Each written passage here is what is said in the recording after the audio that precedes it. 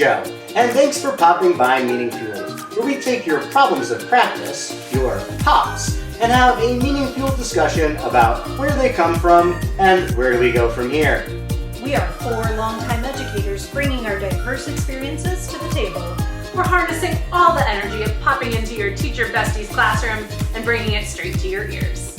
Let's get poppin' with today's problem of practice.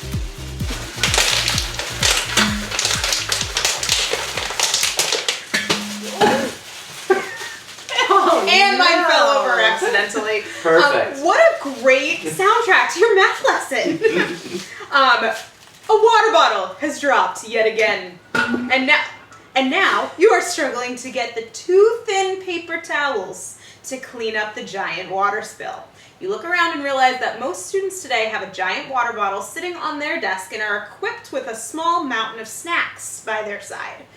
How do you deal with the growing need and expectation for the constant snacks and water bottles? That is the question. Boo. I would like to start this off because I have a great story. I teach 2nd grade, and so my kids are 7 and 8 years old. And little Susie came in the day after her birthday with a Stanley water bottle that she got for her birthday. So special. She was so excited to show us her little topper. It was a flower. It was beautiful. She put it on top of her desk, and she went to open her desk, and lo and behold, it fell and spilled all over everybody's desk around her. They had to get the paper towels, clean it all up, really just move the water around because the paper towels don't actually pick up. I was going to say, before you continue with your story, I'm sorry to interrupt. We need to complain about those paper towels real quick, because what do you mean these brown paper towels, air quotes, because they're not. They don't towel anything. And it's 2025, and I don't know what year these came out, but it feels like they were the 1200s. I don't know. Right, it's like parchment paper. We haven't been able to improve upon this design at all. I get they're dirt cheap, but I don't know. We couldn't figure out some way to puff them up or something. No, so that they have any absorbency, just even 1% absorbency would be nice. Because again, it just moves the water around. So at this point, we're just pushing the water to the floor. Yep. So ridiculous. Anyway, we cleaned it up. No, please. We cleaned it up. She fills her water bottle back up. Not 10 minutes later, she kicked it with her foot, and it spilled on my 1975 carpet that I've had in my room. Lovely. So now it's, huge water spill on the carpet. And at that point, I'm like... Mold factory. It's a mold factory. At that point, I'm like, don't even use the paper towels. It's just going to dry. So then, maybe 20 minutes later, it happened for a 3rd time within a 45-minute span. And so I looked at her and I said, Susie, please don't bring that tomorrow. I know you can have your water bottle at home. You're not going to bring a Stanley water bottle to school. And you know that each time this happens, there's a gaggle of kids who's oh, let me help you. Oh, let's help. Oh, I got paper towels over here. It's this big commotion. And now your entire class is off task. Right, for the 3rd time in 45 minutes. Correct. Right. Correct. This isn't just she daintily spills it and you're oh, she's just dabbing it up quietly. No. You're the whole it's a commotion. Everything has been derailed 3 times now. Just I make have to bring kids back on task. If there's non-teachers listening, I want them to have a full picture of what this looks like, all right? And the kids are so helpful and want to help, but please don't bring the Stanley to school. She has to. She can't even pick it symbol. up. This Stanley is half her size. She can't even pick it up with one hand. But you're right, it is a status symbol. It is. I mean, you're in middle school, so it is Listen, in middle school, it's the Wild West of water bottles. Yeah. Do you have a Stanley? Do you have an Awala? Yes. Do you have a Hydro Jug? Do you just have a Poland Spring water bottle and you're left out of the group? And you had one, right? Hydro Flask was the the bottle it, before right, the but now Stanley. It's not that. Or yours comes from the dollar store, so even though it looks the same shape and make, it's really not, and everyone People are snickering about you. Everyone knows. Or you have the real special thing. edition. Mine has stars and was only exclusively at Target, so I'm cooler And it costs than you $50. automatically. Right. I mean, let's talk about that. Ridiculous. Yet another thing to feel like you're, inadequate because you don't have the best water bottle, and it's just Now you have to like worry about kids shaming other kids because of their water bottle, I was gonna say, right? just Oh my another, gosh. another thing on the teacher plate that Right. like, could you even imagine? Like, even just water bottles in general in your classroom is like now a system, a structure you need to put in place and teach the kids at the beginning of the year because you need something to like mitigate some chaos. Because you would think Over they would water be bottles. able to handle it without a system, but lo and behold. I mean, listen. Back in our day, there was a system. It went something like this. 1, 2, 3, 4, 5. You're done. Have the water fountain. It was the 5 seconds you got at the water fountain, or what do you call it, Sarah? a bubbler. A bubbler. Oh, excuse me. Once a day. Once a day Bubbler. after recess. Bubbler. Whole class. That was your your 5 seconds of water drinking. Yeah. That was it For the day. for the day. And maybe you got one extra one after PE. Yes, if you had gym that day, sure. It was a really hot day, but like we didn't drink enough. I don't remember. No. I didn't have a Yeah, water no, we were bottle. dehydrated. And here we are, everyone. We made made it. it. We survived. And like, while I'm not advocating for that necessarily, maybe I am.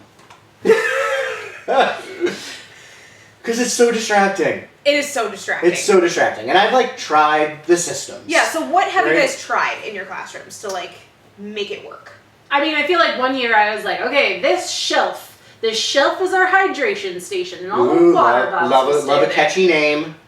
You know, you gotta. But then, like, the shelf just became like slippy slidey all over the place because the water would just like pool underneath because Someone they had a would fake spill, water bottle or, that like, wasn't sealing up right. Or condensation happened, and then like it just was very gross. And again, mold factory. So I was like, okay, we're done with this. I have to move on. I waited until the end of the year because God forbid you change a system mid-year. Nope. Yikes. And then the next year I was like, okay, we got this. Water bottles stay in the hall at your hooks.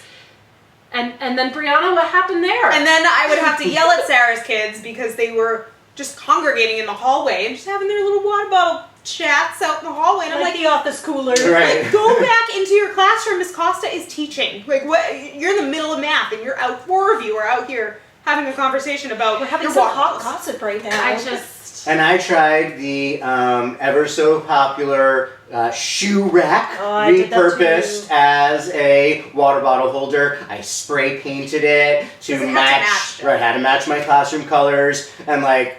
You know, it's like, okay, it'll be in the back of the room, and it's the same thing. It's like they're constantly getting up still, walking back there, drinking. They can't get it back in the slot, you know, as They're the too big. And be Right. honest, how many times did that thing fall down? How many times? multiple times. I like eventually got it to kind of stay, but yeah, then the bottles got bigger and bigger, and like half of the bottles didn't fit, so there was like an odd collection on the shelf next to it. And last but certainly not least, right before every vacation, I would, you know, make a point of saying, hey, everyone, make sure you take home your water bottle that's been sitting in this But why? shoe rack for, I don't know, a month now, and you have not cleaned it Ew. once. Mold factory, mold factory. Just You don't germ want- factory. you There's don't a want mold factory warm- all over the place. Warm, like, metallic water that you've been...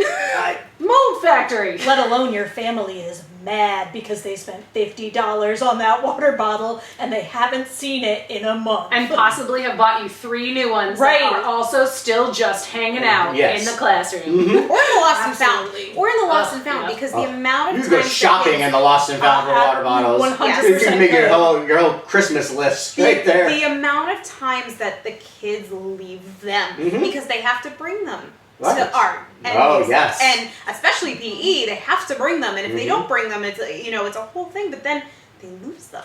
Because you know what it turns out? They're 5.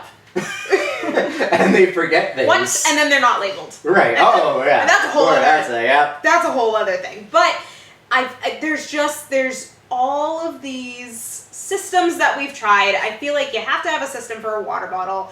You know, how do you address the growing need for water? How do you address the growing need for snacks in your classroom? You know, there is more of a growing expectation now that kids are grazing on food all day Yeah, long. it started with the water. It was like, oh, they need to be Correct. hydrated constantly. And now it's They like need to eat they constantly. need to eat constantly. And how do we manage snacks? What have snacks been like? What has snack been like in your rooms? Well, I mean, I think the start of like the growing need for the grazing throughout the day comes from the hierarchy of needs, Maslow's hierarchy of needs that we've all learned about in college, and students need their basic needs met in order for their brains to function so that they can learn properly. So it makes sense where it comes from, I guess, or the root of it makes sense. And I think knowing this, and as a younger teacher, I was like, yes, we need to address this. I'm not going to make assumptions about my students' backgrounds or their family situations and say that like Who ate, who didn't who eat. did, Right. who didn't, and then that gets you in some dicey territory. So I just tried out a working snack. And like the kids ate when they wanted to, and it was lovely. Like all day long. In theory. You're it was talking. so lovely in theory. Yeah, oh yeah. And it wasn't great because some kids really focused on that snack and did very little of the working, while other kids were like, be really focused on the working, which is impressive at their age. And then like never eat. they wouldn't snack at all, and then like by the end of the day you're like, you are gonna fall asleep. I think your blood sugar is very low. And like it was too much for them to manage. Because wait, they're 5. A little older. Okay, they're 8. I but mean, you know, they But like, then yeah. you get the kid Yeah. who eats at 8:01, and the kid who eats at 2:40, and the kid who eats at right after lunch. They're all times of day. Or right, like the kid who's like opening their snack at like 11:58, and we're going to lunch at noon. Like, Right. what are you doing, my friend? And that's hard because you're asking kids to pay attention to time, to pay attention to other things. And I tried doing a working snack within just like a math block. It was like we have these A 70 little minutes bit for more math. structure. That's Right, a good a idea. little bit more, but you have any time during this math that you can eat. Now, here's the hard part is, again, some kids choose during the lesson, some kids are choosing there. I'm with a small group, and then you have the kid who literally took out a charcuterie board and has made this tower, like we used to do with Lunchables, and I've made my tower, and Miss Dawson, wow, can you see? I have 20 things in my tower. I'm like, great, how many division problems did you do? None. What? Yeah, We're doing division? One. Wait, what do you mean I have to finish that work at some point? You told me to eat snack. I was focused on making my charcuterie tower and eating snack. Or you get the kid who runs across the room in the middle of you working with a small group and is like, can you open my yogurt? Do you, and oh, I need a spoon. Do you have a Oh. spoon? No. I'm like, no, we're teaching math. Yeah, but it's also snack. And that's where I ran into Right, like, yeah. that was not, it didn't work. It doesn't work for me, period. And like, I'm just like, I'm up there teaching. I've got this great lesson planned.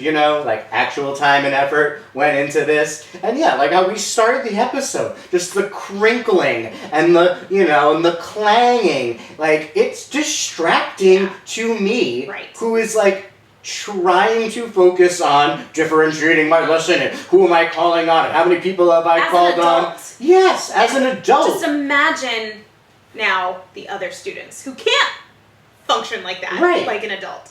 And then, like don't even get me started on the mess. Oh, like God. because their kids are disgusting, everyone, alright? I'm just gonna say it. Not alright? intentionally well, some are. Some are, but intentionally, like- but they just don't have the full awareness of themselves and the world around Yes, them. it's like a lack of awareness, and then they take those grimy cheese doodle fingers and they're like rubbing them all over like the book I just purchased for their book club. Brand new And book. right, and I'm like steaming inside, because now the book is like practically ruined because the next kid's not gonna want to touch the cheese doodle book. I don't want that Right? cheese doodle book. I think there's a whole Diary of a Wimpy kid about cheese something. The cheese touch. The cheese touch, right. But, like, it, honestly, from, like, the teacher perspective, it just drove me nutty Yeah. when I had this open snack. But I did it because, like, I was literally peer pressured into it.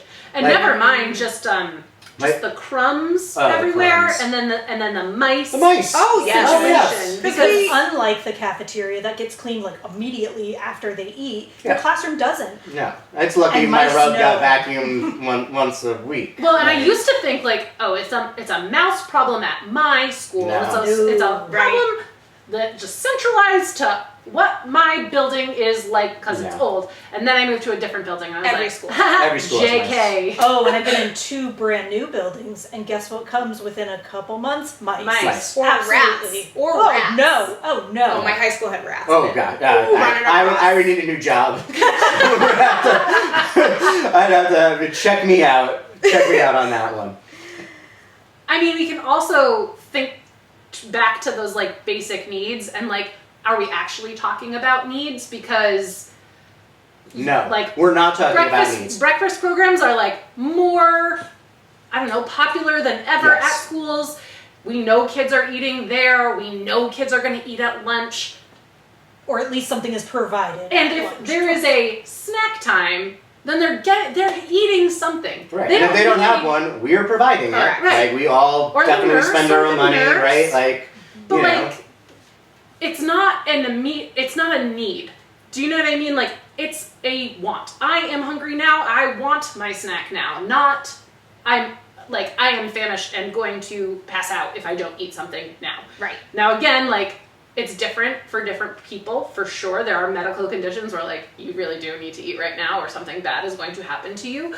But, like, that's the exception. The rule can be we eat at these times of day. We eat breakfast at this time, we eat snack at this time, we eat lunch at this time. And, like, And kids need to learn that helps Right. them They'll be- regulate themselves. They'll be okay. I had one of my lunches one year was 11 a.m. Let's call it brunch.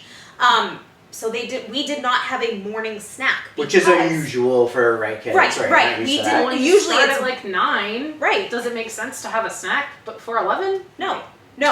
So that first week of school, they're like, "What do you mean we don't have snack before lunch?" I'm like, "We have snack in the Teacher, afternoon. when are we eating? Teacher. We have snack in the afternoon. You'll make it. You'll be fine." And guess what, everybody? They were fine. Right. They were fine until 11. They got used to it. And their bodies were hungry for their snack when you had it at 2 because Exactly. But we're living in a world where delayed gratification doesn't exist anymore. right. No. Right. You swipe, right? Get to the video you want, and right. It's I like want my snack now. yeah, and I think that's what we're trying to teach them at school. Right. Is that like there's something to be said about being part of a community, and when you are part of a community, you have to become a little less selfish, right? Like you're thinking about not just your own needs, but how do your actions and behaviors impact everybody else? Whether that's the person sitting next to you, or whether that's the teacher who's trying to teach right now. That, you know, if you get up in the middle of the lesson and march across the room to throw away your wrapper because you just finished, and I look at you like, what are you doing?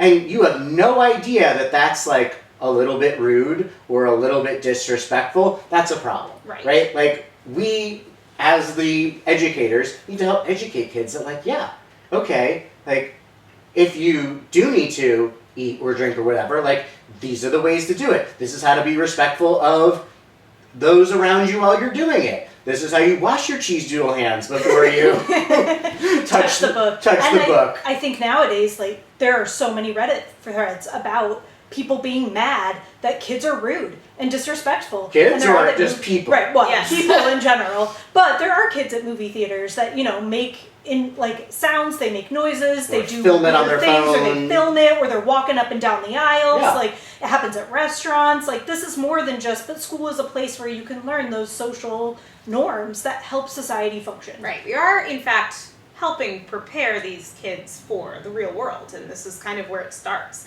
And not to mention food allergies. Yeah. I was gonna Oh, say, like, that's definitely. such a bigger piece of this that, like, when it was a working snack, Right. could I guarantee that the kid with peanut allergies was not touching the same dice for the math game as the kid who ate a granola bar with peanuts in it?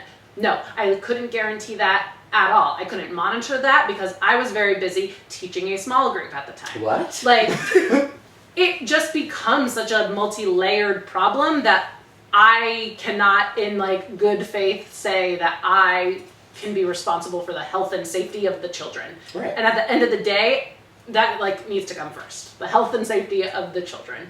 So I think And I feel like we just need to be realistic about like what we can expect from children. Yeah. I feel like when I was like peer pressured into doing a working snack, it was like we were expecting these kids to be able to operate like adults. Right. Yes. We're expecting them to be able to like be in tune with their bodies and like really know if they are actually hungry or thirsty or not. We're also expecting them to know like what is a good time to open something or, you know, to get up and throw something out. Like we're expecting them of all of this awareness of like their body and the social situation.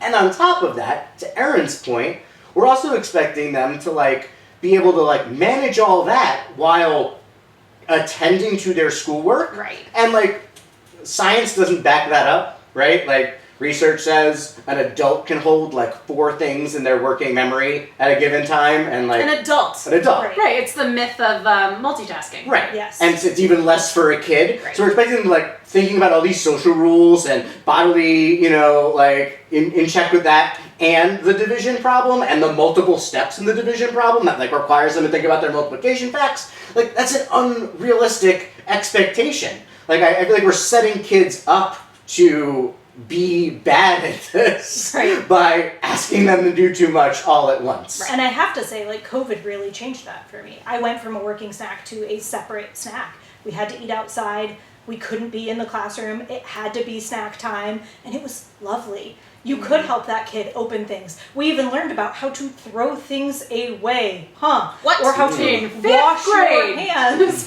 so that Taki and cheese doodle dust Right. is not all over everything. And it really gave kids a time to actually have those, or honestly, to be aware of allergies. Yeah. And even with my own personal allergies, gave me a chance to be like, hey, you asked me to help you open that. I actually shouldn't, and here's why. And again, it's those small lessons, because I was the person who, in a working snack, kid touched the dice with that, it's my allergy, that I'm thinking about having to keep that in the back of my head, you don't because I have don't a have a sink in sink your in my room, room, yeah. I don't have the ability to wash my hands, Right, but I'm and now really like, are you being the best teacher? Am I being the best teacher possible? No, because your personal working health. memory's taken to up. make sure that I by- don't end up in a sick day the next day, Right. which is even worse. So. Well, and I think too, I will shout out our guidance counselor at our school, because she was like, do not do a working snack. And part of that reason was because these kids need a minute to kind of take that brain break Yes. and take a Yes. minute to kind of socialize with their peers. You also learn how to have a conversation. Learn with how to people have a around conversation. If you are And- having that allergy conversation, An well, why? unstructured conversation. An unstructured conversation, and that is super important. I have my snack and recess is combined, so they have to have like their snack first before they go play on the playground, but we have it outside too. But that, and again, our staff is like, no, there's no working snack for that reason. You have to have that designated time to have the unstructured conversation, to go and play as well, to just give the kids a break. And as see, well. that's the thing though. You said like your staff. Yeah, it's And a it's a school-wide. It's a school-wide thing. Yeah. And like for me, I was literally like, Joe's the ogre who like won't let them have a working snack, and they're not getting their quote unquote needs met, and you're being a little too strict. And right, I felt like I had to let them do it, even though it like wasn't working for me, and like again I would argue wasn't working for them. Right. But because it wasn't a school-wide Right. expectation, I think, this is how you like set each other up. Right. Well, in so-and-so's class, they get to eat whenever they want. Right. So, right, I get what was to I get up doing? and fill my water bottle all the time in Right. 4th grade. Why can't I do I that can in have my 5th grade? Stanley. Right. And now you're like, oh, it needs to go in the, even right now, it has to go into the shoe holder. When they used to be able to have it at their desk, right? And that is, from a kid's perspective, when the target... It's unfair. It's Right. unfair. But it is though. Like when But the it's- target shifts, right? When kids don't know what to expect, right? We always say that. Like you said before, you would never switch an expectation mid-year, Right. Because like Right. that the target is shifting for kids. This is the target shifting when like it's allowed one year but not the next year, or like in one classroom and not another classroom. Like, I think it's hard for kids to navigate shifting expectations. That's why that school-wide expectation, whether it come from like a principal person stepping up and saying like, this needs to be the rule, or like the nurse saying like, yeah, we can't have all this free-for-all for kids, or a guidance counselor thinking about brain breaks for kids. Like, somebody needs to have that kind of like, okay, let's make an actual rule about this for our school for the best interest of our kids. Well, and I think that, that goes back to the conversations that we've had on this podcast before of like, what is the goal here? Yep. What is the goal of a snack time? Is it, to have that brain break? Is it to be able to teach kids about allergies? Is it about to be able to, teach kids about conversation? And so, yes, all three. I think having that, let's think about it from a greater perspective of why do we have this and why and what are the pros and cons right. to the different ways of doing it? Right. Yeah. Because I think we've certainly come up with more, cons for the working snack than pros. Correct. Yeah. Are there a couple of pros in there? Sure. Of course. Right? Like, and one of them is you don't have to give up a block of time in your day, right? Right. Because that doesn't always exist. Right. Or perhaps your school schedule doesn't allow you to have a separate snack. Right. So our consensus and recommendations would be to have a school-wide expectation, talk to your staff members talk to the school nurse. Because usually they're the ones, they are helpful resources with allergies, and they're the ones that usually are like, nope, this is how we need to do it because For safety. Yes. Set boundaries and clear expectations about your water bottle policy, about your snack policy. Do you have it on the ground? Do you have it in one of those multi-things? Try different ways to do it. Do they sit out in the hallway?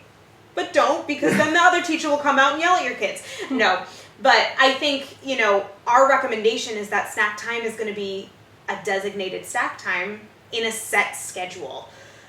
But there's not always room for that in a schedule of time because Lots of reasons. there's lots of reasons. So tune in to our next week's episode when we dive into all things school schedule, because we will be talking about that and snack as well. So tune in. All right. Thank you for popping by Meaningfueled today. Remember, we're here for you anytime. Our door is always open. You can visit our website at getmeaningfueled.com for ideas and inspiration to bring to your classroom. Follow us at Get Meaningfueled on Instagram, TikTok, Blue Sky, and Threads, and just Meaningfueled on Facebook. You can share your thoughts on this week's problem by commenting on any of our social media posts, or you can find the full episode of this podcast over on YouTube. And you can send us your own pops for us to discuss with a DM or at getmeaningfueled@gmail.com. In the meantime, maybe grab a drink, grab a snack, and we'll see you next week. Teach right on through it.